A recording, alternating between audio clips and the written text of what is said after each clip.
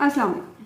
हमल के आखिरी 2 हफ्ते, आखिरी 15 दिन क्या चीज़ें आपको करनी चाहिए, क्या चीज़ें नहीं करनी चाहिए, इसके बारे में आज के इस व्लॉग में तफसील से बात करेंगे। ख़ास तौर पर जो गलतियां लोग करते हैं जिनकी वजह से बाद में बहुत ज़्यादा उन्हें प्रॉब्लम्स होती हैं और कॉम्प्लिकेशंस, और कई दफ़ा आपकी जानलेवा किस्म की आपकी कॉम्प्लिकेशंस हो सकती हैं, उसके बारे में आज बात करने जा रहे हैं। तो सबसे पहले बात करेंगे कि हमल के आखिरी जो 15 दिन हैं, जो आखिरी 2 हफ्ते हैं, उनमें आपको कौन कौन सी ऐसी चीजें हैं जो नहीं करनी चाहिए। सबसे पहली चीज जो आपको अक्सर देखा गया है, अक्सर मरीज भी पूछ रहे होते हैं कि डॉक्टर साहब कब तक हम सफर कर सकते हैं। देखें, ये आपकी कंडीशन आपकी मेडिकली आपकी कितनी आप फिट हैं उस पर डिपेंड करता है। लेकिन जो आखिरी 2 हफ्ते हैं उनमें आपने कोशिश करनी है कि अवॉइड करें जहां भी आपने डिलीवर करना है। कुछ लोग, जिस तरह कुछ दिन पहले मेरे एक पेशेंट थी, उसने मुल्तान में उसने डिलीवरी प्लान की हुई थी, तो वो दूसरे महीने के बाद ही वहां उसने सफर वो चली गई है वहां पे। तो ये आपकी अपनी उस पे है। लेकिन आपने जहां भी डिलीवरी प्लान की हुई है, आपने अपने पेरेंट्स के घर या अपने इन लॉज या जहां पे भी आपकी डिलीवरी आपने प्लान की हुई है, आखिरी 2 हफ्ते से पहले आपको लाजमी वहां मौजूद होना चाहिए। क्योंकि पाकिस्तान में भी और इवन वर्ल्ड वाइड भी, खैर पूरी दुनिया में खैर कॉम्प्लिकेशंस हो सकती हैं, लेकिन यहाँ पे ट्रैवलिंग की बाय रोड एक तो एक्सीडेंट्स का तनासुब बहुत ज्यादा है, और दूसरा कहीं भी जिस तरह अगर आप लेबर में खुदा ना खास्ता किसी भी वजह से चले जाते हैं, पता नहीं होता इसमें आखिरी जो 10 से 15 दिन है कि किस टाइम आपने बिल्कुल चले जाना है स्पॉन्टेनियसली लेबर के अंदर। तो यानी दर्दें आपको आसान जुबान में कब लग जानी है, तो आप वहां पे आपको ना फिर हॉस्पिटल का पता है ना आपको डॉक्टर का पता है, तो इट्स वेरी कॉम्प्लिकेटेड, बहुत पेचीदा हो जाता है इस तरह। तो ट्रैवलिंग आपने जरूर अवॉइड करनी है। दूसरी एक चीज बड़ी गलत किस्म की मैंने देखी है कि लोग आखिरी खासतौर पे इवन 8वें महीने से ही एब्डोमिनल मसाज, पेट को मलवाना शुरू कर देते हैं। अब पेट को किस तरीके से मलना है, प्रॉब्लम ये है कि ये कोई तजर्बा का ट्रेंड, इवन पहले तो खैर जो दाइयां भी होती थी गांव में देहात में दूर दराज, वो भी अच्छी खासी ट्रेंड होती थी। लेकिन जैसे जैसे हम प्रोग्रेस कर रहे हैं, स्किल का या हुनर का की कमी देखी जा रही है। खासतौर पे जो अर्बन इलाके हैं, शहरी इलाकों में तो लोगों को ऐसा इस तरह मतलब वो ट्रेंड ही नहीं है। कोई भी आकर कह देता है, आपके पास कोई तरीका नहीं है वेरीफाई करने का। तो अगर कोई ट्रेंड शख्स नहीं है तो अपना पेट किसी से भी मलवाने से, मसाज करवाने से परहेज करें। उसकी वजह क्या है कि पास औकात प्लेसेंटा, अब जो ये मसाज कर रहे होते हैं जिनको कुछ भी नहीं पता औरत के हमल या जचकी या आउल प्लेसेंटा के बारे में, ये इतनी जोर से मसाज कर देते हैं कि इस चक्कर में कि लेबर जल्दी शुरू हो जाए और बच्चा जल्दी पैदा हो जाए, हमें जो भी कोई हमें पे किया जाना है वो जल्दी हो जाए। तो अपने मफाद के चक्कर में वो आउल बाजुकात अपनी जगह से उखड़ जाती है, या उसकी पोजीशन में ऐसा फर्क आ जाता है कि आपकी डिलीवरी में बाद में आपको बहुत मुश्किल पेश आती है। तो ऐसा रिस्क बिल्कुल ना लें। कई बार बड़ी नाजुक, बड़ी ही डेलिकेट सी जगह पे होती है प्लेसेंटा, तो ऐसा रिस्क कभी ना लें। दूसरी चीज आपने क्या करनी है, आपने ऐसी खुराक नहीं लेनी, ऐसी डाइट नहीं लेनी जो कब्ज करने वाली हो, कॉन्स्टिपेशन करने वाली डाइट नहीं लेनी। क्योंकि अगर आपको आखिरी 10-12 दिन में कॉन्स्टिपेशन के मसाइल रहेंगे तो आपकी नॉर्मल है या आपकी ऑपरेट होना है, खासतौर पे नॉर्मल डिलीवरी में ये पेचीदगियां पैदा करेगा। उसमें आपके लिए बहुत सारी चीजें मुश्किल हो जाएंगी आखिर में।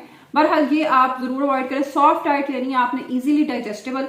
खासतौर पे एक और बड़ी गलती करते हैं लोग, कैस्टर ऑयल और देसी घी का इस्तेमाल ना जाने क्यों कर देते हैं। बच्चे ने अपने टाइम पे ही देखें डिलीवर होना है, आपके 2-3 हफ्ते आगे पीछे होने से कोई ऐसा तूफान नहीं आ जाना। लेकिन जो आप गलत चीजें आप खाना शुरू कर देते हैं लेबर को जल्दी करने के लिए, दर्दें जल्दी लगाने के लिए घरों में खवातीन शुरू करवा देती हैं, उनसे बाद में मसला आपके जिस्म के साथ या आपके बच्चे के साथ हो। तो ये चीजें प्लीज अवॉइड करें। ऐसी चीजें खुद से भी ना इस्तेमाल करें और किसी के कहने पर भी आप इस्तेमाल बिल्कुल भी ना करें। एक बड़ी गलत अप्रोच पाई जाती है कि लोग ये जानने के लिए, अच्छा लोग हमारे को इतना शौक होता है ये पता करने का कि एग्जैक्ट किस दिन बच्चे ने पैदा होना है।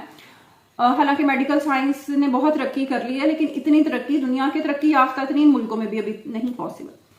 लेकिन यहाँ पे क्या होता है, इंटरनल चेकअप, अंदरूनी जी मुआयना कर करके पता चलाया जाए कि डिलीवरी कब होनी है, कितने दिन रह गए हैं, बता दें। आप देखें इसमें कोई भी अनएक्सपेक्टेड चीज हो सकती है। गली मोहल्लों में कहीं पे भी अनस्टीरिलाइज्ड आपके जरासीम वाले किसी से भी आप हाथ अंदरूनी चेकअप जब करवाते हैं तो आप ना सिर्फ ये कि अपने लिए एक इन्फेक्शन का दरवाजा खोल रहे हैं, बल्कि अपने बच्चे के लिए भी, अपने बच्चे के लिए भी आप एक प्रॉब्लम्स का, इन्फेक्शंस का एक ना खत्म होने वाला और एक पेचीदा किस्म की आप लेबर को आप दावत देने जा रहे हैं। क्योंकि बाज़ औक़ात ऐसी इन्फेक्शंस हो जाती हैं जो आपके लिए डिलीवरी और ऑपरेशन दोनों को ही बहुत पेचीदा बना देते, तो इससे अवॉइड करें। जो आपका डॉक्टर है सिर्फ उससे चेकअप करवाएं, प्रॉपर देखें कि ग्लव्स के साथ और स्टेरिलाइजेशन का उसमें इंतजाम हो। इस तरह बिल्कुल भी किसी भी जगह किसी भी अनजान LHVs भी इवन नहीं होती और बिल्कुल अनट्रेंड किस्म के, उनको पता ही नहीं होता, वो बस वैसे ही लोगों पे तजर्बे करते रहते हैं। तो इस चीज को अवॉइड करें क्योंकि ये आपके लिए आगे चलकर बहुत बड़े प्रॉब्लम्स कॉज कर सकता है, पैदा कर सकता है। एक और गलत प्रैक्टिस देखी गई है वो ये है कि खास तौर पर जिस तरह गर्मियां आ जानी है, आप जानते हैं, तो गर्मियों के अंदर खासतौर पे आखिरी जो महीने और आखिरी टाइम होता है उसमें हमारी खवातीन ड्रिप्स बहुत लगवाना शुरू कर देती हैं अननेसेसरी। इवन कोई वॉमिटिंग भी नहीं है, इवन कोई और इशू भी नहीं है, लेकिन जी हमें डिहाइड्रेशन, हमें जिस्म का पानी का महसूस हो रहा है तो हम जी ड्रिप लगवा लें। देखें ड्रिप लगवाएं तब सिर्फ जब उसकी जरूरत हो, बगैर किसी वजह के शौकिया जो ड्रिपें लगवाना है उसका कोई फायदा नहीं। उससे इवन और प्रॉब्लम्स पैदा होती हैं, शुगर लेवल आपका बढ़ जाता है। अगर और कोई इशू नहीं भी है तो उसको अवॉइड करें। आप खुद से अगर आप पानी पी सकते हैं, हाँ अगर वॉमिटिंग है, कोई ऐसी चीज है जिसमें जिस समय पानी नहीं जा रहा, फिर ठीक है, उसकी जरूरत है। लेकिन अगर ऐसी कोई चीज नहीं है तो उसको भी अवॉइड करें। अब हम डिस्कस करने जा रहे हैं कि ये तो कुछ चीजें थी आप जानते हैं कि जो आपको नहीं करनी एट एनी कॉस्ट। अब हम बात करने जा रहे हैं कि कौन कौन सी चीजें आपको करनी चाहिए। एक चीज जो आपको करनी चाहिए वो ये है कि आपने खास तौर पर ये नॉर्मल प्रेगनेंसी है आपकी या कॉम्प्लिकेटेड है, कोई भी प्रेगनेंसी है, आपने हमल में आखिर में एक डॉपलर अल्ट्रासाउंड जरूर करवाना है। एक तो आपने शुरू में जरूर करवाना है। ये डॉपलर स्कैन क्या है? ये एक रंगीन, जो आप आम जुबान में समझते हैं, एक रंगीन किस्म का अल्ट्रासाउंड आपने करवाना है। उसका क्या फायदा है? उसमें आपको एग्जैक्ट बहुत सारी चीजें पता चल जाती हैं जो आपको नॉर्मल स्कैन्स के अंदर नहीं, बाज़ औक़ात मिस हो जाती हैं। तो रेडियोलॉजिस्ट से प्रॉपर से आपने एक डॉपलर, एक रंगीन अल्ट्रासाउंड जरूर करवाना है। दूसरी चीज जिसका आपको ख्याल रखने की बहुत बहुत ज्यादा जरूरत है वो ये है कि आपने बच्चे की हरकत को मॉनिटर करना। बच्चे की हरकत कितनी हो रही है, 10 से 12 बार अगर मूवमेंट नहीं हो रही, 10 से 12 से कम अगर आपको हरकत महसूस हो रही है किसी दिन में, तो आपने लाजमी अपने डॉक्टर के पास जाना है, फौरन आपने चेकअप करवाना है कि क्या वजह है। बाज़ औक़ात आखिरी तारीखों के अंदर बच्चा और कुछ ऐसी पेचीदगियां, फॉर एग्जाम्पल आउल बच्चा अपने इर्द गिर्द कुछ मूवमेंट ऐसी कर रहे होते हैं कि अपने गर्दन के गिर्द लपेट लेते हैं, कभी कोई ऐसी कॉम्प्लिकेशन हो जाती है तो मूवमेंट कम हो जाती है, इट्स एन अलार्मिंग साइन। फौरन आपको इमरजेंसी में जाना चाहिए, बिल्कुल देर ना करें अगर ऐसी कोई भी चीज आपके होती है। दूसरी चीज हमने पहले भी बात की थी वीडियो के शुरू में भी कि हमल के अंदर आखिरी जो 15 दिन है उसमें आपको ऐसी डाइट लेनी है जिससे कब्ज ना हो। कौन सी डाइट लें जिससे कब्ज ना हो? आपने खजूर लेनी है, आपने अंजीर लेनी है, आप पपाया, पपीता ले सकते हैं।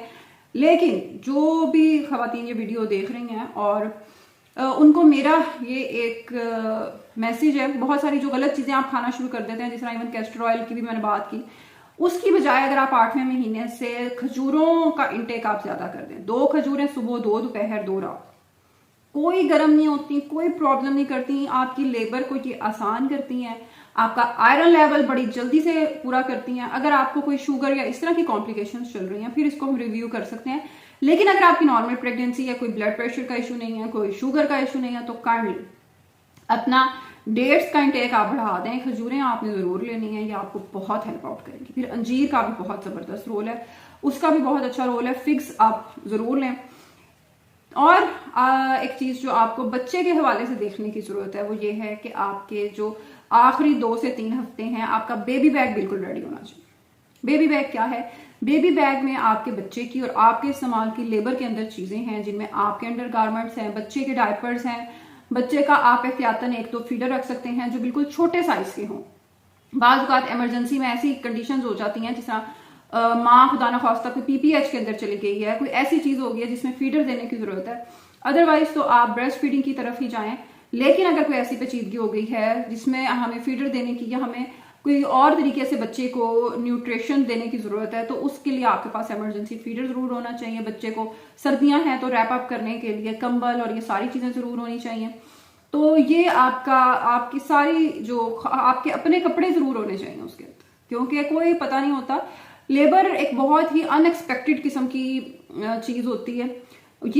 ये सब चीजें आपके पास रेडी होनी चाहिए। हो सकता है इनमें से किसी चीजों की आपको ज्यादा जरूरत ना पड़े, आपको उस तरह फीडर देने की जरूरत ना पड़े, लेकिन वही बात है कि लेबर पूरी दुनिया में, इवन पाकिस्तान में भी और पूरी दुनिया में भी, इसमें आप प्रिडिक्ट नहीं कर सकते कि किसी की लेबर आखिर में उसकी आउटकम किस तरीके से चलेगी। जिस तरीके से मैं अक्सर पेशेंट्स को एडवाइस करती हूँ, इवन अगर आपका नेगेटिव ब्लड ग्रुप है फिर तो बहुत जरूरी है ना कि आपने अरेंज करना है अपना ब्लड, डोनर अरेंज करना है। लेकिन अगर आपका पॉजिटिव ब्लड ग्रुप भी है तो भी आपके पास डोनर और आपकी कोई कॉम्प्लिकेशन भी नहीं है, आपकी एचबी भी पूरी है, आपने डॉक्टर को आखिर में विजिट करते रहे, आपकी एचबी पूरी, आपने ड्रिप्स वगैरह लगवाई हुई है, पूरी है, फिर भी आपके पास कम से कम 2 डोनर्स आपके पास जस्ट 5 मिनट्स कॉल की अवे पे होने चाहिए कि आप कॉल करें और उन्हें वो 2-3 मिनट के अंदर हॉस्पिटल के अंदर हों। आपके पास ऐसे डोनर्स आपने क्रॉस मैच करवा कर अरेंज किए हों, क्योंकि कोई भी औरत पीपीएच में कब चली जाएगी, पोस्टमार्टम हेमरेज कब स्टार्ट हो जाएगा, यू कैन नेवर प्रिडिक्ट। आपको नहीं पता होता कि डिलीवरी या ऑपरेशन के बाद कितना खून पड़ना है, यू कैन नेवर प्रिडिक्ट। तो इधर उधर फिरने की बजाय, और टाइम इसमें बड़ा फिर इंपॉर्टेंट होता है, जरा से एक मिनट के अंदर कितना खून जा रहा होता है, आपको कोई अंदाजा नहीं होता। तो वो आपके पास अरेंज होने चाहिए कि जब भी कोई प्रॉब्लम हो वो फौरन आपके पास पहुंच जाए हॉस्पिटल के अंदर और आपका ब्लड आपको डोनेट कर सकें। तो ये कुछ अहम चीजें हैं जिनमें हमने कोशिश की है बड़े आसान जुबान इस्तेमाल करते हुए कि क्या करना चाहिए और क्या नहीं करना चाहिए, उसको 1 बाय 1 हम डिस्कस करते हैं। इवन देन आप अगर if you want to ask something तो आप कमेंट सेक्शन में जरूर अपना कमेंट छोड़ दें। हम अगले व्लॉग में इसको जरूर एड्रेस करने की कोशिश करेंगे। अल्लाह हाफिज।